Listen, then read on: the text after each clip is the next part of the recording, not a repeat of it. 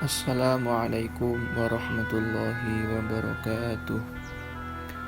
Raden Abdul Jalil atau Syekh Siti Jenar, yang artinya Tanah Merah, yang memiliki nama asli Raden Abdul Jalil.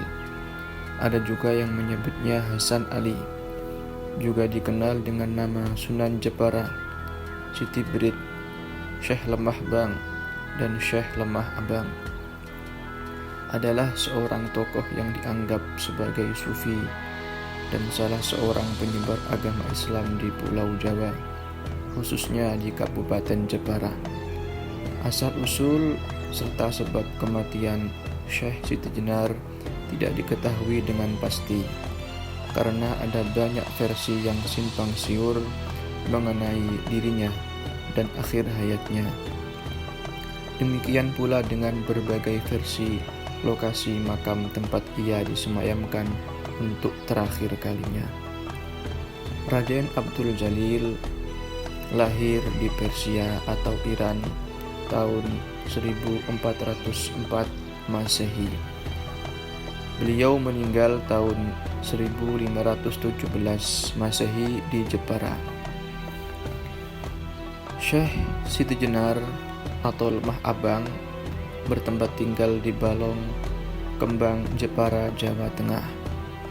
Nama lain beliau adalah Sunan Jepara, Syekh Siti Jenar, Syekh Lemah Abang, dan Siti Brit.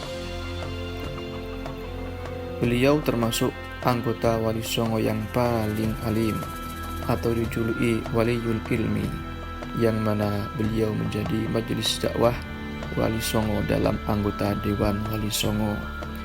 Syekh Siti Jenar dikenal karena ajarannya, yaitu Manunggaling Kaula Gusti, atau penjawaan dari kata Wahdatul Wujud. Ajaran tersebut membuat dirinya dianggap sesat oleh sebagian umat Islam, sementara yang lain menganggapnya sebagai seorang intelek yang telah memperoleh esensi Islam. Ajaran-ajarannya tertuang dalam karya sastra buatannya sendiri yang disebut Pupuh, yang berisi tentang budi pekerti. Syekh Siti Jenar mengembangkan ajaran agama Islam dengan cara hidup sufi yang dinilai bertentangan dengan ajaran Wali Songo. Pertentangan praktek sufi Syekh Siti Jenar dengan Wali Songo terletak pada penekanan aspek formal ketentuan syariah yang dilakukan oleh Wali Songo. Syekh Siti Jenar menurut Kiai Haji Sohibul Faraji Ar-Rabbani, beliau memiliki nama asli Sayyid Hasan Ali Al-Husaini, yakni masih memiliki garis darah atau zuriyah Rasul Sallallahu Alaihi Wasallam, dan setelah dewasa mendapat gelar Syekh Abdul Jalil atau Raden Abdul Jalil. Dan pada saat berdakwah di Caruban, yakni sebelah tenggara Cirebon, beliau mendapat beberapa julukan Syekh Siti Jenar, Syekh Lemah Abang, Syekh Lemah Brit, dan lainnya yang belum kita ketahui. Adapun makna julukan itu adalah: yang pertama, Syekh Siti Jenar. Ada beberapa asumsi mengenai julukan ini. Kata yang diambil dari kata yang menurut beberapa bahasa Syekh, yakni berasal dari bahasa Syekh atau Syekh, sebuah gelar bagi seorang ahli atau pemimpin atau ketua dalam lingkup muslim. Siti dalam bahasa Jawa berarti tanah. Namun ada yang berasumsi kata Siti berasal dari kata Saidi atau Sidi, yang berarti tuanku atau junjunganku, dan Jenar adalah bahasa Indonesia yang berarti merah. Dalam bahasa Jawa berarti kuning kemerahan, dan ada pula yang berasumsi dari bahasa Arab Jinnar dengan tafsiran ilmu yang dimilikinya selalu membara, yakni semangat akan ilmu seperti api. Namun ada juga yang memudahkan dengan menganggap khayalan yang terbakar dari kata jin atau ghaib nar, yakni api. Bahkan ada pula yang mungkin setelah melihat film Wali Songo dan menghubungkannya dengan kata jenar, yakni dalam kehidupan masyarakat Jawa, kata jenar disebutkan untuk sebuah binatang cacing dengan ukuran sangat besar. Julukan yang kedua adalah Sunan Jepara.